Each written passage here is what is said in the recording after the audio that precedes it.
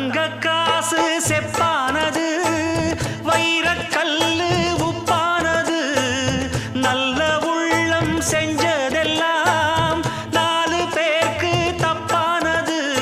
முள் மேலே வாழைதான் பட்ட போதும், வாழை மேல் முள் வந்து தொட்ட போதும், எப்போதும் வாழைதான் காயமாகும் என்றாலும் இது என்ன நியாயமாகும்?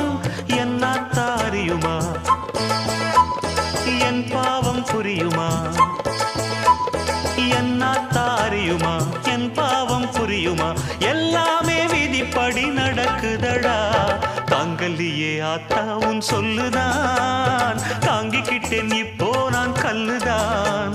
வீசி புட்டே எம் மேலே அம்புதான், வாங்கிக்கிட்டேன் வேறென்ன அன்புதான். சாமி மேலே ஆணையாக